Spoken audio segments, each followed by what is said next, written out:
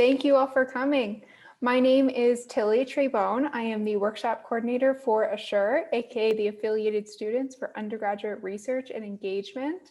And I am very excited to talk to you all today about preparing oral presentations for the Undergraduate Research Symposium and science communication in general. I'm going to pass it over to Alexis, one of ASURE's wonderful peer mentors, to talk about objectives and the symposium a bit.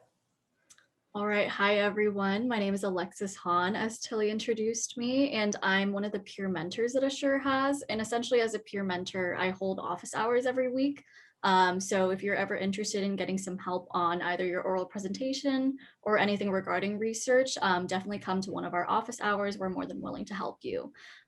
So for our objectives today, we're going to first talk about what to expect at the Undergraduate Research Symposium, and then we're going to talk about how to prepare for your oral presentation. Then afterwards, if any of you all have questions about oral presentations or about the symposium, we'll talk about those, and we'll talk more about practicing communication skills overall. So first, we're going to talk about what the Undergraduate Research Symposium is. And I'm going to assume that since you're already here, you probably have an oral presentation or know a little bit about the Undergraduate Research Symposium. But essentially what it is, it's an annual interdisciplinary academic symposium for undergraduate research. It's available to UO undergrads, LCC undergrads, CCC undergrads, and visiting McNair scholars. So it's a great community of scholars from all different types of disciplines who are able to share their research and their projects with the larger campus community.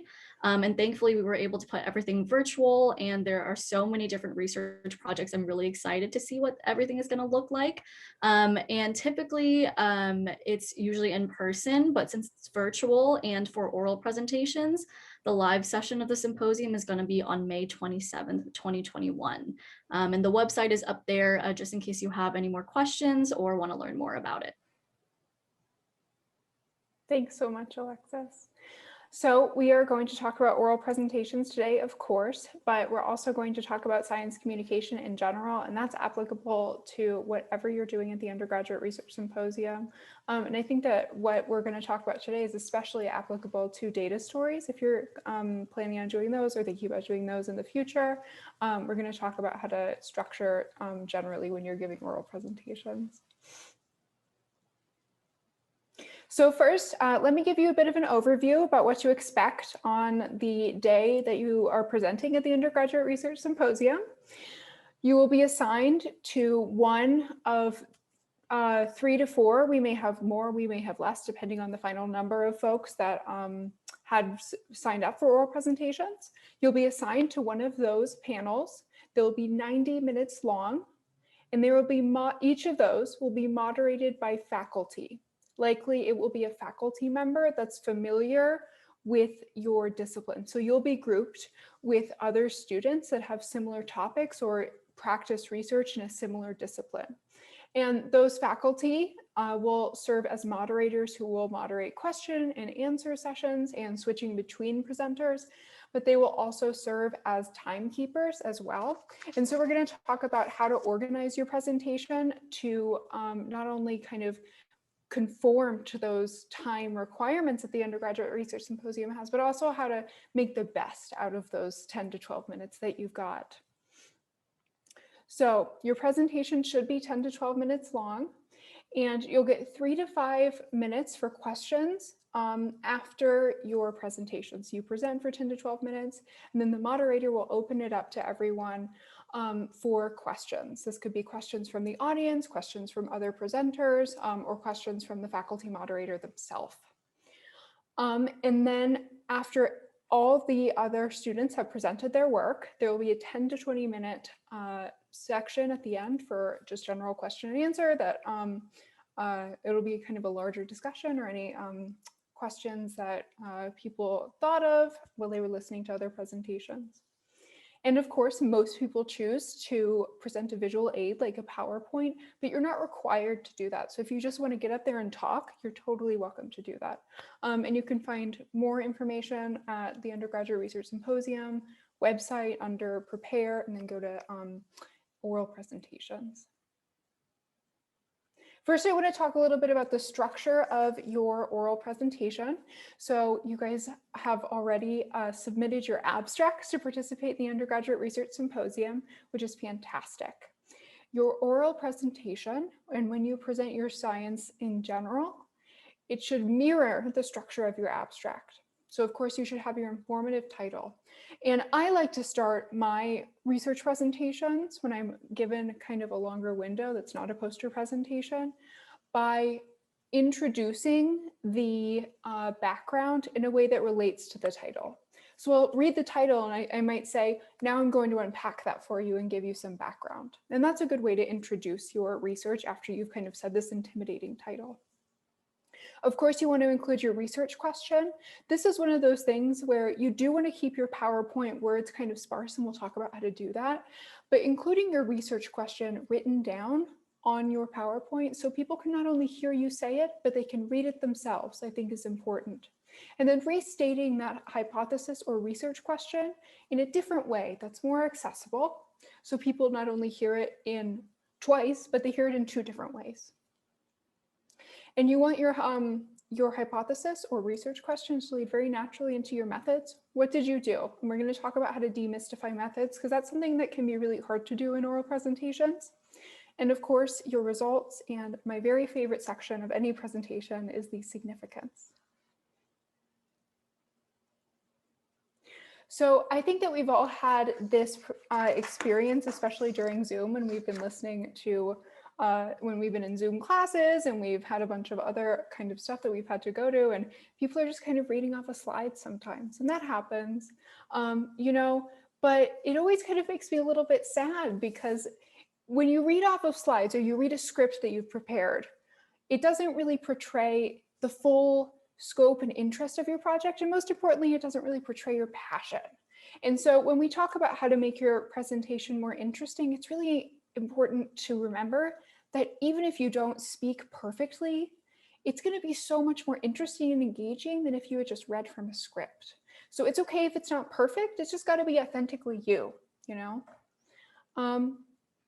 But the most important thing is that people understand what you're saying. It's not only that they're engaged, but that they understand.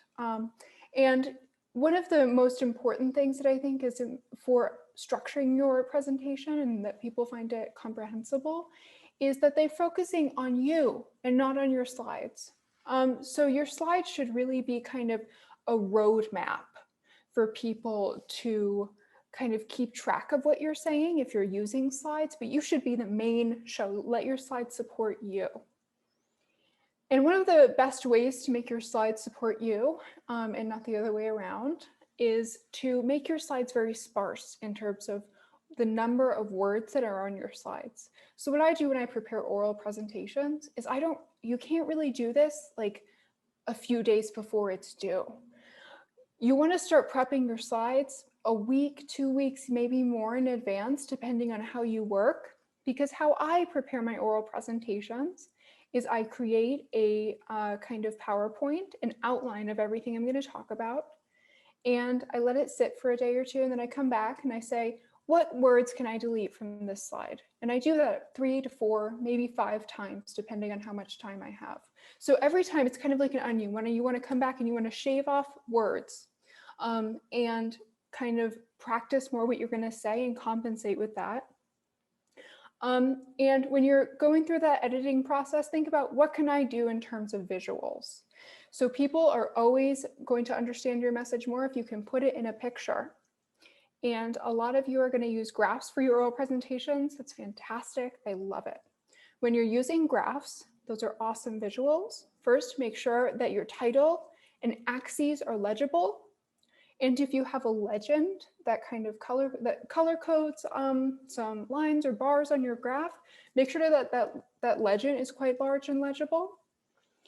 And also, if you have a visual, it could be a diagram or a graph, walk everyone through that visual like you would someone who has never seen a graph before, because even though they have, graphs can be hard to understand. So you want to talk about the axes, and you want to say, if your graph goes up and down, what does up mean? And what does down mean? Is that good or bad? And if you have a diagram, for example, you're an architecture student, there are going to be some symbols that a general audience may not understand. And so you maybe want to unpack those symbols. And of course, you want to use animations only where necessary to make a point about something. So one of the things that I think is most important is to make your presentation accessible to everyone. And this is an article I read in the New York Times like last week. And it says that scientific papers that contain a lot of specialized jargon are less likely to be cited by other scientists. This means that you are not alone, and I am not alone in being confused by scientific jargons. Real adults with a PhD are confused by scientific jargon. So much so that they're not using research with scientific jargon when they're writing their literature reviews and things like that.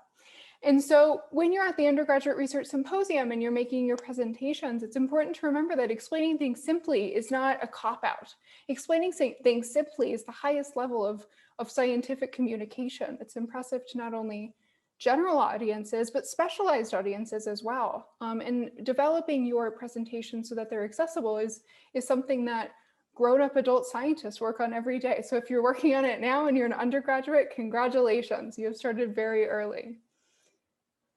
And so because this jargon can be so difficult to understand for everyone, you want to make your presentation accessible not only in the lexicon you're using, but in the structure that your presentation is. So you want to make very, very clear when you're transitioning from topic to topic, when you're going from literature review to methods, to results, to significance.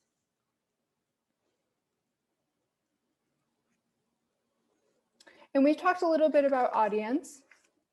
But I think that having some tactics to deal with some audience kind of dynamics that go on is especially important in the Zoom era. So when you're going through your PowerPoint and you're kind of breaking down that jargon, you're doing that editing process, try to substitute in words, not only in what you're going to say in the presentation, but in the PowerPoint. Can you substitute a jargony word for something else? And of course, you're going to want to practice your presentation beforehand, not only so that you present well at the Undergraduate Research Symposium, but so that you present to meet time constraints. So when I am prepping for an oral presentation at a conference, I always take the time limit and I shave 3 minutes off, because I find when I practice my presentation, I go 3 minutes faster than I practice. I take 3 more minutes than I practiced when I do the actual real thing. And this is because I really try to put an emphasis when I'm presenting on saying things more slowly, because people understand things better when you slow down. And this is especially true when you're talking about something that's rather complex, like science. You know, you've heard these things and you've been dealing with this research for a very long time, but it's this audience's first time hearing about it. And so you want to make things very clear and you want to slow down. And this means you're going to have to really think about what is the really essential part of this, of my research at every step. And of course, during your oral presentation, you might get nervous, you might run out of breath, or maybe you just want to take a break to collect your thoughts. And pauses are not a bad thing during presentations. Pauses are a good thing. And they can be especially good if you place them strategically.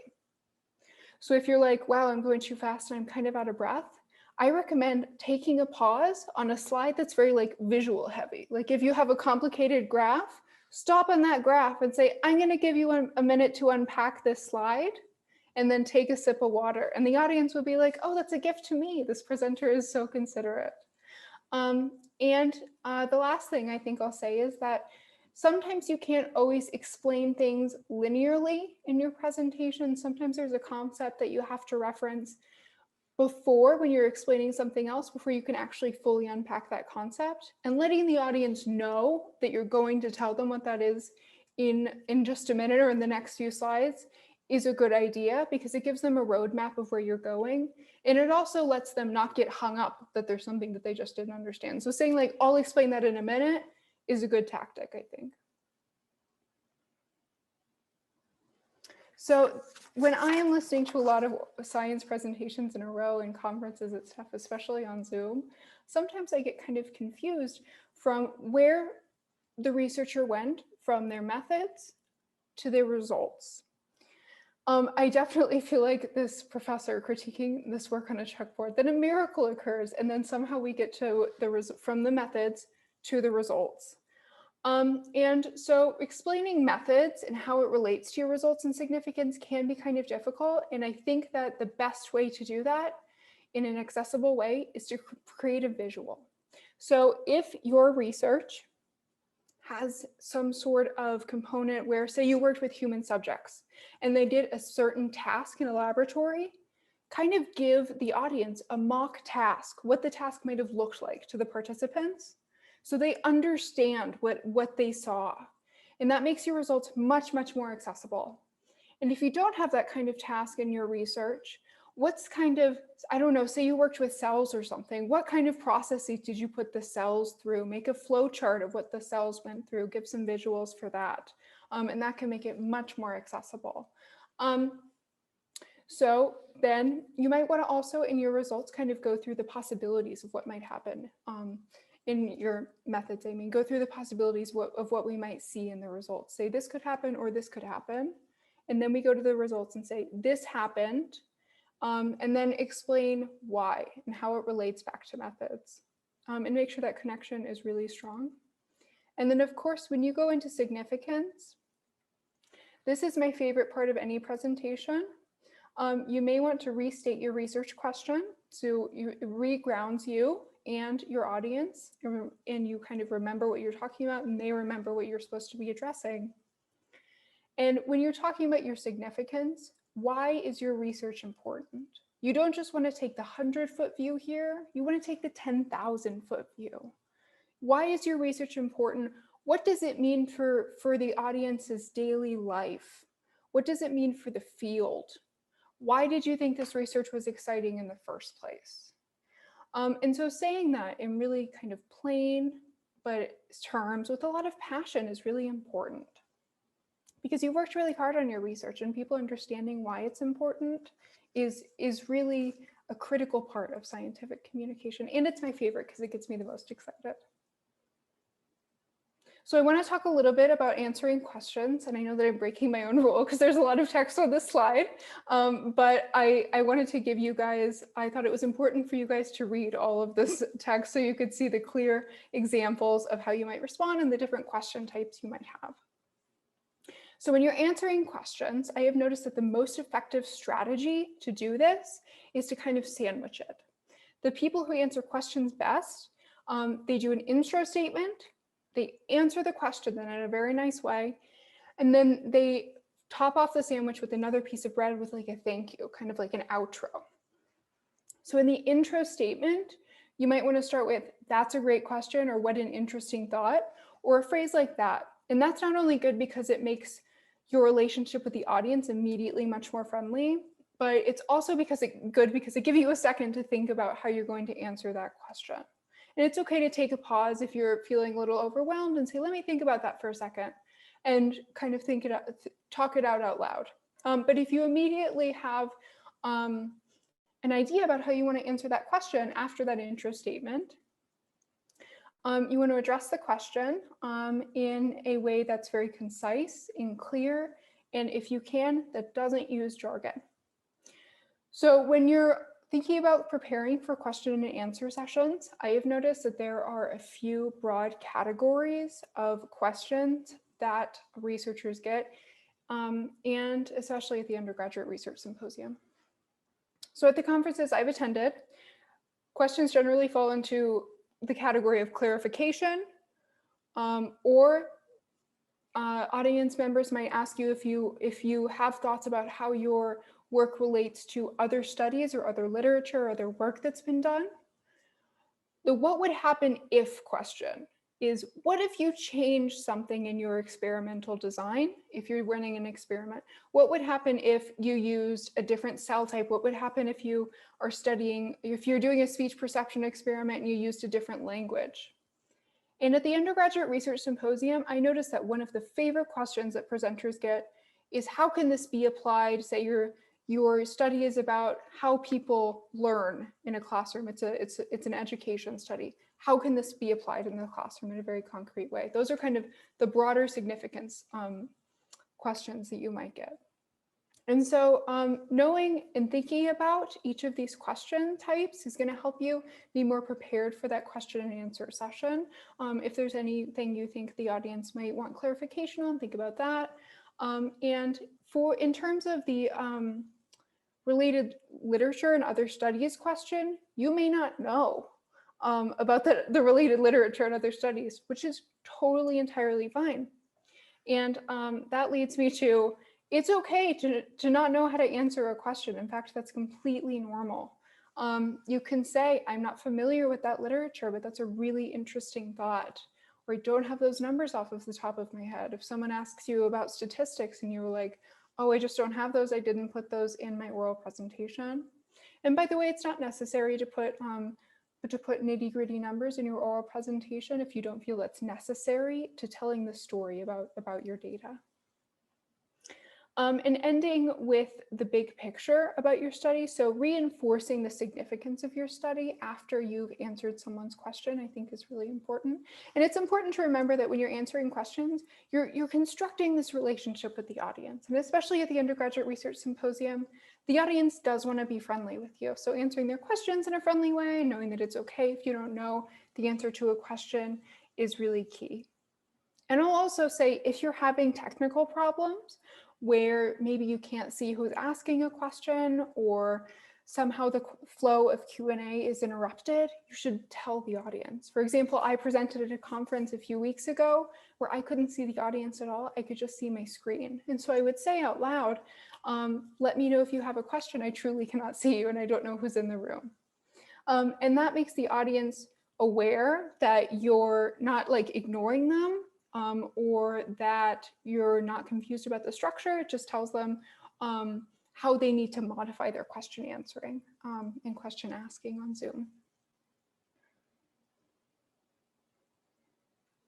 And of course, I want to talk quickly about acknowledgements and information that you should have in your oral presentation.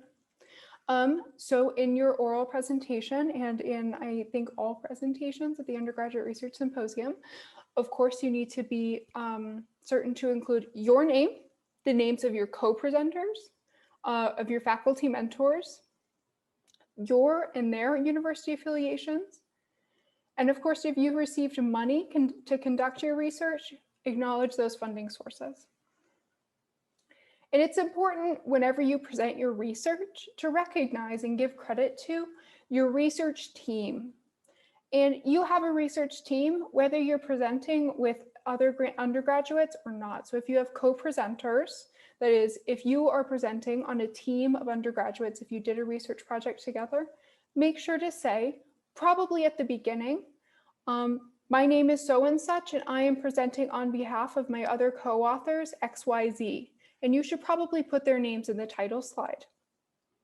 You should also acknowledge your faculty mentors because they're your research team too. Even if it's just you and them, they're critical to your research process. And saying thank you is always a nice thing because after your oral presentation, you not only want the audience to walk away with a sense that, wow, this person did really interesting research and they explained it really well, but you also want them to walk away with a sense that that person was was a team player and I would like to work with them. It would be a pleasant experience to work with this person.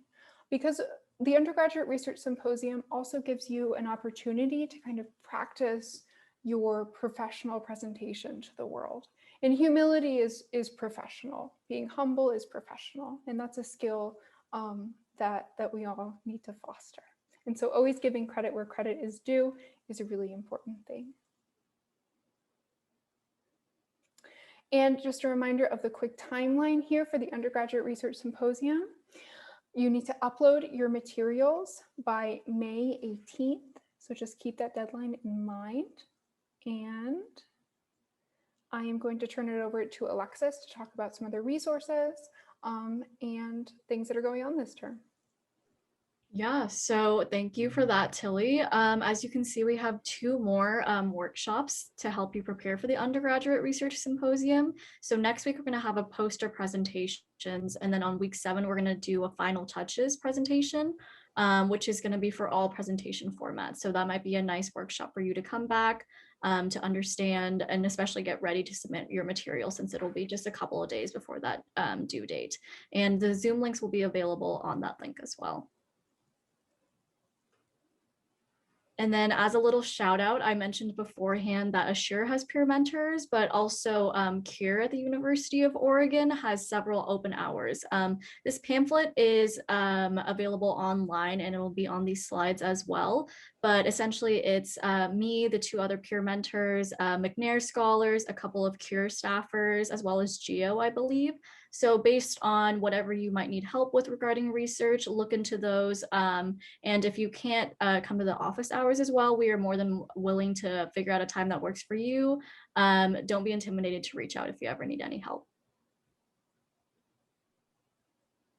Yeah, and just to plug us again, ASURE is the Affiliated Students of Undergraduate Research and Engagement. And essentially, we are an organization run by student researchers for student researchers, because we understand that undergraduate research can already be intimidating. So having a peer who is going through the same process as you to help you out with that is very beneficial. So we have several services, one of them being the workshop, like the one you're at today, classroom visits, peer mentoring, like I mentioned beforehand, and just helping you all prepare for the Undergraduate Research Symposium.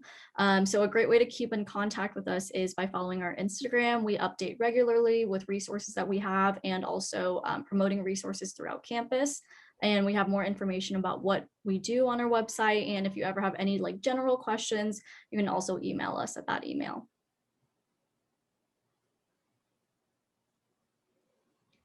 And then there are several other research opportunities that campus is offering right now. So the first one being a data science skills workshop for from the UO libraries.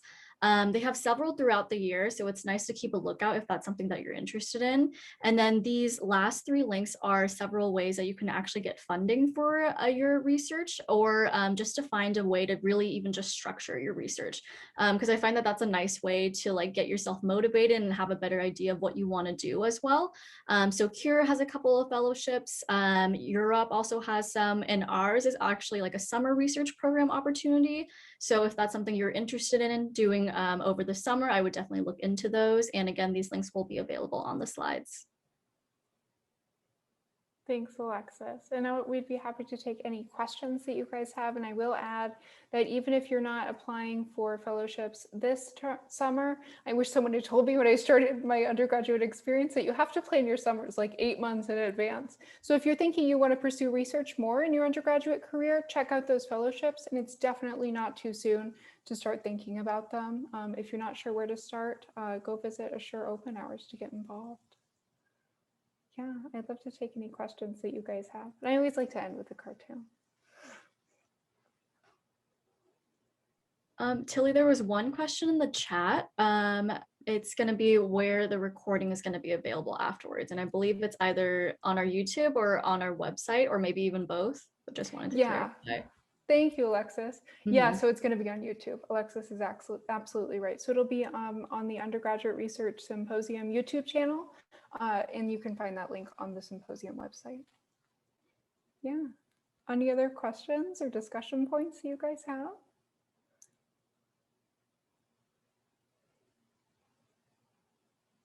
If not, that is fine.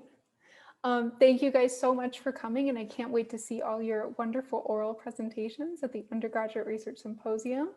And make sure to stop by ASURE if you have any questions. We are happy to answer any questions you have. And have a great night. Thank you. Thank you. Thanks. That was a really wonderful presentation. Thank you so much. you. Thanks for coming. Thanks so much. Bye.